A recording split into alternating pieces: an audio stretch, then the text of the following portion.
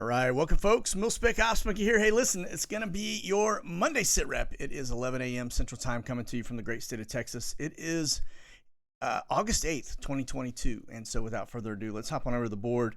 Don't forget to hit that like, subscribe, bell for notification. It helps the channel, and we greatly appreciate it. So over here onto our page, as we first look, we're going to get into Skyglass in just a second, but I wanted to show you, just as a reminder, we will not have a live show on Friday. I am going to be in California at this conference speaking.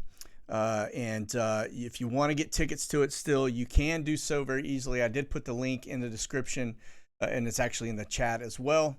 It's good for 30 days. So if you can't catch it live on Friday and Saturday, you can go ahead and get it and then just go back and watch it at your leisure. So got a lot of great speakers. I'm pretty stoked to be there. So anyway, all right, let's move on and out. Let's get started here in Skyglass just to show you what we've got up right now. Let me hit refresh on my button here for a second. We were up to 491 in our last load. Military aircraft. That's a pretty heavy day actually for military wise. Just so you can kind of see.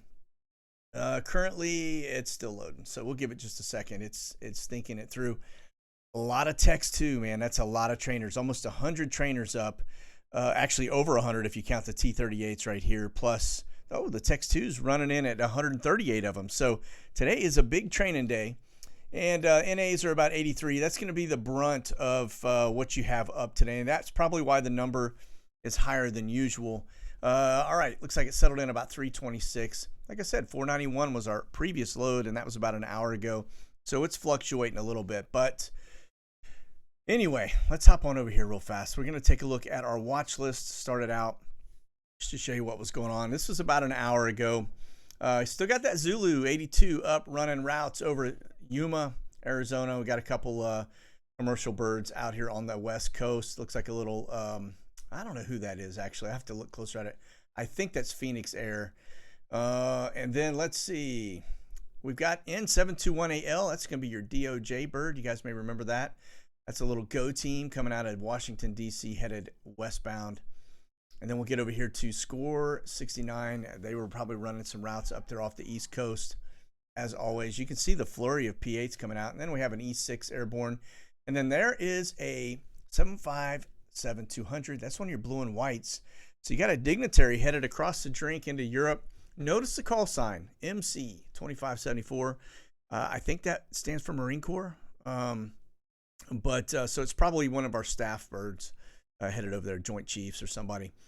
Okay, now it's going to be your NATO. Notice that little tight one right over Constanta. That's doing that data grab. And then we get up here to the other side of Europe. As you can see, as we wiggle around these intelligence balloons, another NATO bird, E3 AWACS headed outbound. And it looks like that one's actually running some routes just off of the border of Ukraine, which is pretty close. And then, as always, our German Air Force military intelligence balloons up there spying on everybody. All right, it's going to be your heavy lifts. Not crazy active, but busy. But do notice that it is spreading across the U.S. this time. Typically, it doesn't do that. Normally, it's just kind of East Coast centric. So it looks like they are starting to fan out a little bit again. We kind of see that contract and then expand, contract and then expand. So we'll keep an eye on that. And then as we get over to Europe, a light day considering, notice we got some stuff coming out of Turkey. Turkey's been pretty busy in this whole event as of late. And then we've got stuff headed into Poland. It looks like we had several deliveries there into the region. That's a pretty forward base, by the way. It's right on the border of Ukraine. So as you can see there. And then let's see, let's back up a little bit. We've got one that was bolting all the way down in the other side of Africa. We've got some stuff going on in Israel. Something there in Saudi Arabia right in the middle too. That's a C-130. All right. Okay, now let's get over to our refuelers. Mainly U.S. centric right now. Notice we got some stuff in the center of the U.S. We still got that stuff happening up in Madison, over Madison, Wisconsin. I don't know what's going on there, but they continue to get them. Southern Florida over the Keys. And then we've got East Coast as always. Now remember, Flashbang is on the move today. We'll take a look at that here in just a second. But as you can see, it's kind of quiet really for a Monday midday. Again, those are 24-hour traces, so it hasn't been too much Europe wise. Really nothing at all. Look at this flight right here. As we just kind of take a little quick glimpse at the Middle East. But look at this. This one came down, went to Puerto Rico, gassed up, down into South America. 2 of them, actually. Kind of interesting there. But don't know what those are or what they're doing. It's a JAT 271, which is, I think that's the local call sign for aircraft down there in South America. So, okay. Let's get on with it. Now, we're going to take a look at the weather map here just for a second because it's going to give us a really good idea of what's going on. The TFRs kind of pop on this one compared to the NOTAM chart. But you will see our senior living center up here for flashbang. He's headed into Kentucky today to look at the flooding. And then it looks like in 2 days he's headed down to South Carolina to the coast. And the other TFRs look to be kind of normal. Notice we do have a lot of fires going on, especially up here in Canada.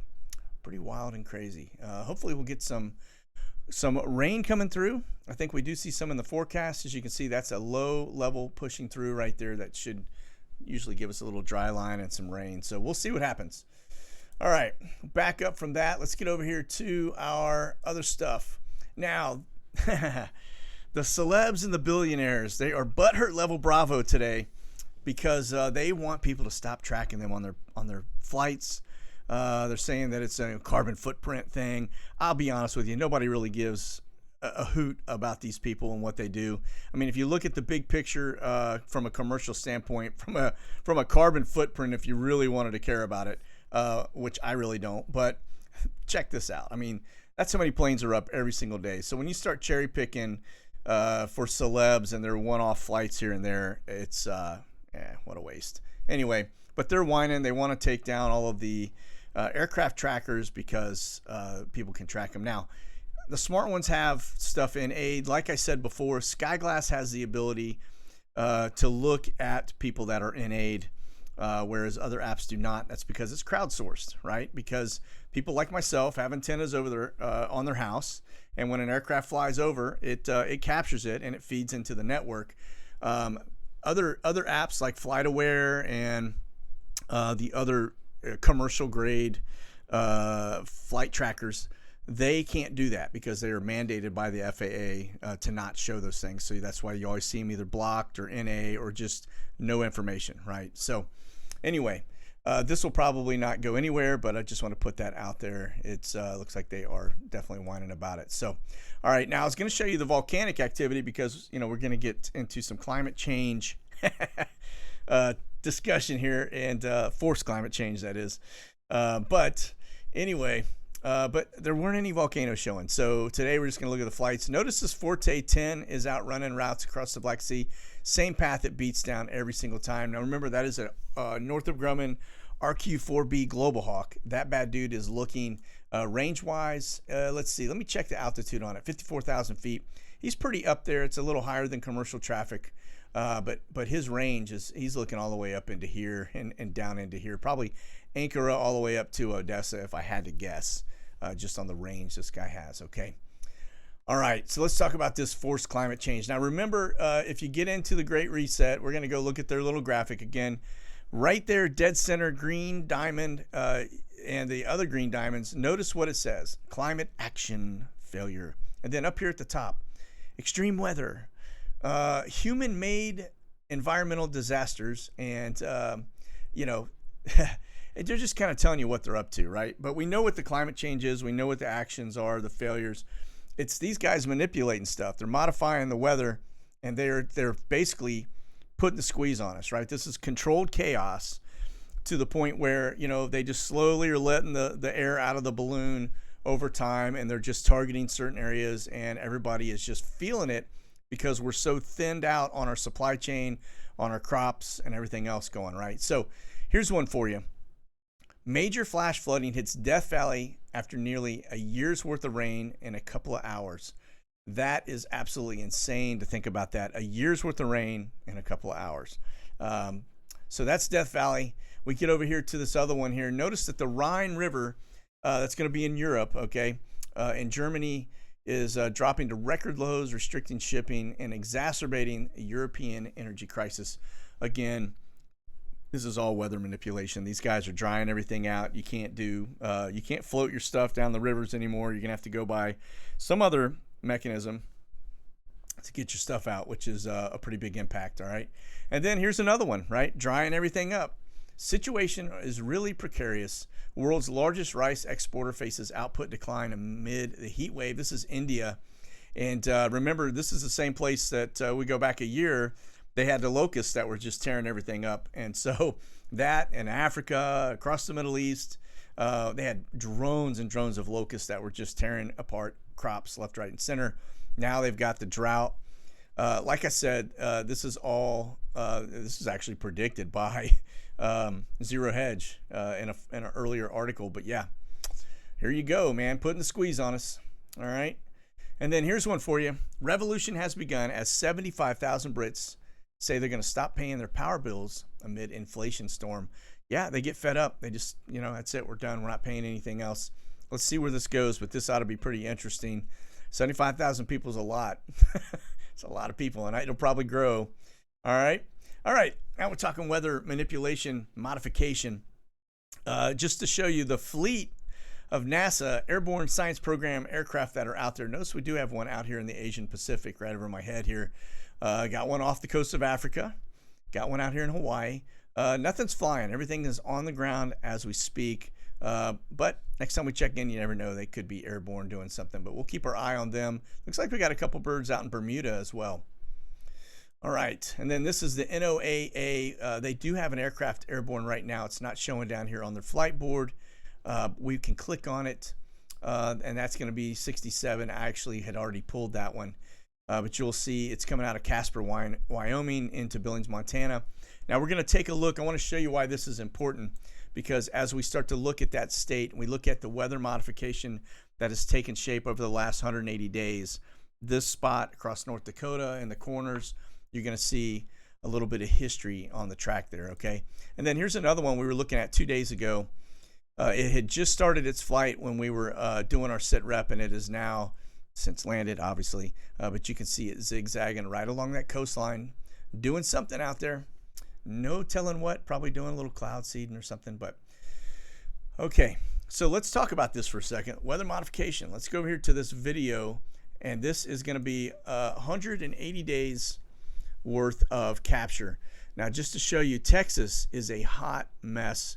This is a weather modification company, all right? Notice the amount of flights, 180 days, right? And now just kind of go back and think about the amount of dry, no rain and the drought that we've had in Texas over the last 60, 75 days, half of that time. And so you can see drying everything out, looks like, out in that general area. Now there's that North Dakota, Wells Fargo, South Dakota. Notice the routes running back and forth. Now, I showed you an article the other day where they admitted that they were going to go out and do some cloud seeding to try and generate rain because of their crops and their cattle. But you can see weather modification flights. Look at this as they go along that area. And we just looked at one that's NOAA 67. But, yeah, all the way down. Look at this into Arizona. Right now, with all that monsoon happening down there, it's pretty wild when you really think about it. And it is a smoking gun, right? We've been saying for a long time we thought they were doing it. We just could never catch them. You see chemtrails or whatever you think is over your head, contrails, chemtrails, whatever it may be. But it's very hard to pinpoint that because you're looking at a sky that looks like this, right? And if you try to get into figuring out which one is doing chemtrailing or working against you in this mess, you just can't do it. It's a needle in a haystack. So now we've got tail numbers, we've got flight tracking, and we're able to go back in history and look at everything that they've been doing, and caught them red-handed. So, all right, let's take a quick gander at Flashbang's schedule today. As you can see, he is en route. Looks like he's rolling out of Dover Air Force Base, headed to Lexington, Kentucky, and then he'll be back today. So that's all he's got going on. Looks like he gets back at the White House about 5:60 p.m. East Coast time, and then again in about 2 days we're going to see him buzz out to South Carolina, the coast of South Carolina. Now, how do we know that's him? Well, one, these are VIP, but two, the size of these, if you notice, the ring is massive. It's because flashbang takes a long time to get along. You know, he just kind of scoots, and so they got to give him more range and space, and so they control a bigger airspace around him. Whereas Bob Marley's got just your regular little kind of small, average size TFR. Same thing with Trump. Trump didn't have this big stuff, but this guy does. So let's see how he's doing. Let's talk about his stuff. All right, look at this one here, folks. Somebody would, if they would just smack the checkbook out of this dude's hand as he continues to spend stupid money. Looks like we are already readying up a new bill for $1 billion in Ukraine weapons package as that starts to go out. And this is Reuters putting that out. So once again, we just gave him money. Here's more money. I bet Zielinski's check account right now, or checking account, is fat. I guarantee this guy's making money hand over fist and just loading it into the bank, and then he's probably laundering it into the Biden accounts and the Obama accounts and everybody else. So anyway, all right. So onward and over to the Pacific side. China makes simulated attack on Taiwan as Beijing and Washington communications go silent. Now, here's why this is important to watch. This is a statement that was made by Blinken. This green lights China. I mean, you really think about this, okay? Check this out. We do not support Taiwan independence, and we expect cross-strait differences to be resolved by peaceful means. We do not support Taiwan independence. Yeah, so you know what that means. And there was actually more to that. I just wanted to take that one little soundbite because he is 100% green light in China. Go get him. Now, there is a rumor that, let me get onto this for a second. Here's Taiwan saying the drills are simulating a full-scale attack on the island.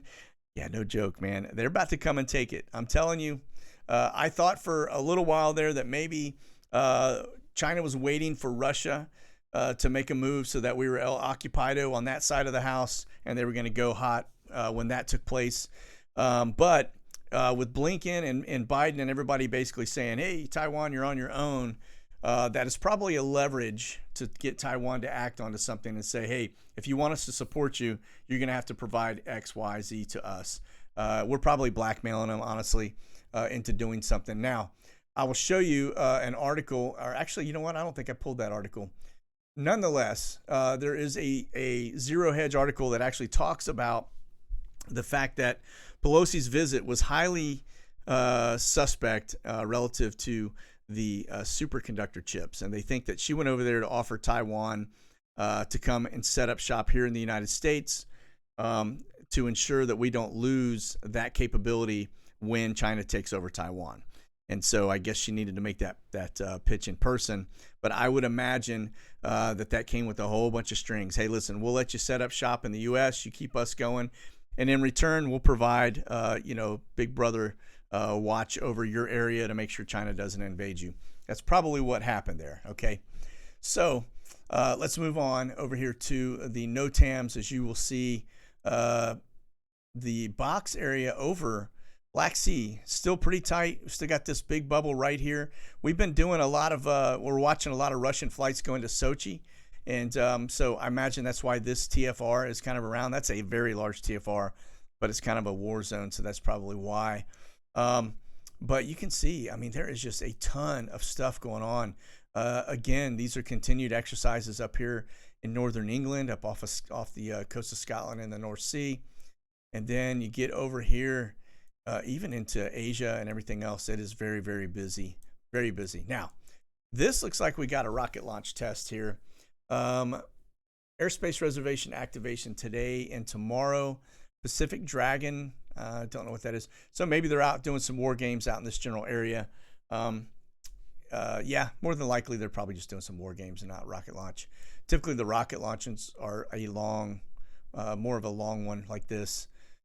All right, so and then the U.S. just looks about normal. That's about what we've been seeing on a regular basis, other than the TFRs here and here. But everything else looks to be kind of what we normally see there. All right. Okay, away from the NOTAMs, let's get over here to this one. Now, this is actually the Warzone. These guys do an amazing job at research and pulling together, especially this guy, Tyler. I've been following him for a while, and he's always got really good scoop on stuff, man. So, nonetheless, they're asking the question, does Ukraine now have the AGM-88 high-speed anti-radiation missile? So, that's a $1 million question. It looks like they found some debris on the ground that would indicate that we have given them these. Now, this rocket system, also known as HARM, because you know the military's got to put an acronym with everything, right? But this is basically, it specializes in taking out air defense systems. Okay, so the fact that we would put that into the region probably makes sense as we continue to feed the machine, so to speak, through our proxy war. So yeah, so that's what's going on there. Now, if we get over to the map, you can see all of these are inbound rocket alerts, almost like you're seeing in Israel over the weekend with their short-term ceasefire. These are just alerts to some people, hey, there's rockets inbound. So it looks like Russia is actually taking some pretty long pot shots. We have seen them go a little further than that, but that is, you've got Kiev right here. And so, it's all the way past the middle of the state. When you think about Ukraine, it's about the size of Texas. So you think about something going from, say Shreveport all the way over past, Dallas, Fort Worth. That's a pretty good little shot from a rocket standpoint. And then this right here, that red dot, that's going to be troops. Looks like that's a massive troops in that region. So again, these are all the rocket stuff going on in that general area. And then notice too, they still are starting to do a land grab right here on that border of Moldova. This right here is the area you see that Q4 drone buzzing back and forth, just probably looking at assets in here from Crimea upward. So again, we'll continue to watch it. I don't know when it's going to go hot and pull us into it, but it can't be far off. All right, and so let's talk about troops for a minute. This is going to be Biggs Army Airfield. You can see we've got some Omni air flights going, a couple Reach Airbirds coming in, aircraft, and then we've got this Omni Air. Look like it's headed to Seattle, Tacoma. That means we're headed out to the Asian Pacific side of the house. Nothing else on the board. Let's see if we had any activity over the weekend. Saturday, Sunday. So it looks like we had another Omni Air come out. And then this one coming in from Nashville. Now that's a Legion Air. That's suspect to me. I don't know if that is troops or if that is immigrant related. There is no telling. Maybe that's immigrant related, but you can see that took place over the weekend while we were not looking. All right. Now this is going to be your Ramstein in Germany. Again, this is that central hub. So you've got Biggs Army Airfield. It's a central hub for the U.S. in terms of dispositioning folks, across the drink, both directions. And then you've got this in Germany where they come in. Of course, Andersen Air Force Base in Guam seems to be the spot where they're bringing folks in to the Asian Pacific region and then pushing them out. So this is the first stop here. Notice the arrivals. We got some Air Transport Internationals, Portsmouth, Baltimore. That one, I don't know where that is, Poznan. But that's a camber flight. So that's troops, camber flight, troops, camber flight, troops. That's a lot of troops. So we're starting to see that steady uptick of troops coming into the regions. And then, of course, we got a couple FedEx birds en route coming from Dover. I don't think that's troops. I think that's supply. And then these camber flights outbound. And we'll look at those closer here in just a minute. And another one that is scheduled to depart. So we got 3 camber flights getting ready to push troops out into the marketplace there. So here's Spar 85. That's going to be one of your dignitaries coming in. A blue and white, right? All right, here's your camber flights. 4 of them up right now. Notice you got that MD-11, which is interesting. Typically, that actually could be, remember we were just talking about this flight coming in. This FedEx bird is an MD-11 coming into Ramstein. So that could have actually changed to a camber flight. So it brought in some supplies, whatever it may have been, and then maybe left with some troops. Because you don't see MD-11s too often in terms of the camber flights, okay? Looks like that's headed to, or actually out of Bahrain. And Let's see. Well, actually, no, that would be a different FedEx flight because this one's coming in from Dover. So, could be a different one. And then let's see, got through Ramstein, Frankfurt, and Ramstein. So, again, it looks like everything's headed into this general region here. That one's coming back. These two are actually look like they're deploying. This one more than likely is going to land out here right up on that border. We've been watching those flights. That's going to be Poland. And then, of course, you've got this is Ukraine and then Belarus. These are the bad guys right here. Okay. So it looks like they're going to be putting some troops right on the border. And this looks to be headed down southeast. Not sure if that's going to end up right there near Constanta or what the deal is, but we'll keep an eye on it. It's level right now at 39,000 feet. All right. This is going to be your Navy logistics. Remember, we look at the boats. We see the Navy ships that are moving all that logistics stuff. About 85% of them are out to sea right now. And this is the other extension of that. These are going to be the small aircraft. Most of these are 737s, which isn't a big airplane. And they look to be moving stuff domestically. But then you have this one out here. This is coming out of the Baltic region, headed southbound. And then here are your Reach planes. So these are going to be your C-17s. That one looks to be a little bit different. That's definitely going to be a C-17. That one looks probably like it's a 135 or something. So, but you can see coming out of, let's see. Doesn't really give you a destination, which makes me wonder if they're not moving people. Who knows? Normally the Reach planes will give you a destination. So for that not to show that, could be a troop mover. All right. Okay, here's the Brits. You can see the Brits rolling into the same locations as us. We are racking and stacking. Now, this one looks to be headed probably into Jordan. Actually looks like it's climbing out of Cyprus right now. It's at 3,500 feet. See that little tiny arrow? It's got the little arch like that. That just means that it's on the climb. 311 miles an hour, 3,500 feet. So it just took off. No telling. It may turn and head north. Could be headed to Jordan. Could be into Bahrain. Just we'll keep an eye on it. All right, Ruski's got nothing. No flights, which is pretty interesting. Normally don't see zero. We usually catch them with at least one. And then we get over here to the Omni flights. You can see this one coming in from Guam to Anchorage, Alaska. That's going to be probably some troops coming back. And then this El Paso into Yuma.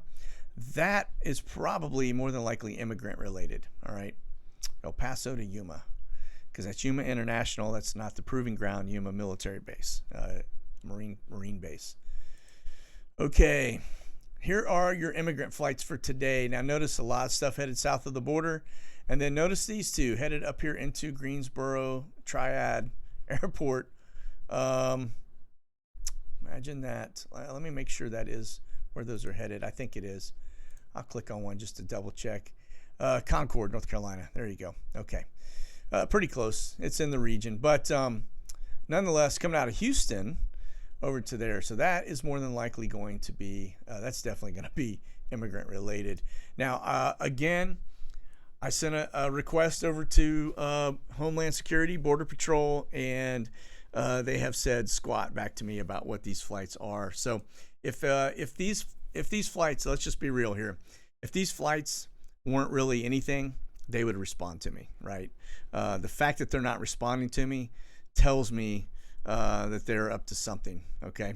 So, again, I mean, they're all the way down into Bogota, everything else. Now, they could be bringing people in and then processing them to be part of our military. It's not a bad strategy. I mean, we've done it in the past. You go back to World War II, and we recruited all kinds of people from out of the country to come in and fight with our country. And then we set up immigration camps and put a lot of them in there. So it's kind of an interesting double-edged sword, right? Fight for us or go to an immigration camp. All right. Okay, so we looked at that one. Now let's get over here to this. This is going to be that FBI bird. It looks like it just landed in Eau Claire, Wisconsin. So now remember, we've been watching for a while now, those fighters and stuff, air refuelers up over this area, over Madison. Don't know why. It had nothing to do with Trump and him just speaking. I will tell you that because they've been doing it for about a month. And Trump was just there this weekend. So It's not tied to that. Now, this aircraft, if you're not familiar with it, this is the DOJ, FBI. It's their little go teams. What they do is they fly them in, they drop them off, and then they come back and pick them up. It's like their little commute bird as they send guys, agents into the field and take people down. So, okay, listen, I think I've covered everything. Let me just double check my board. We talked about, yeah, I think we got it. So that's going to be it for today.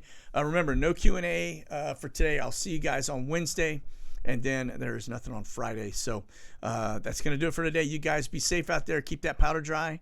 Let's go, Brandon, and God bless. Monkey out.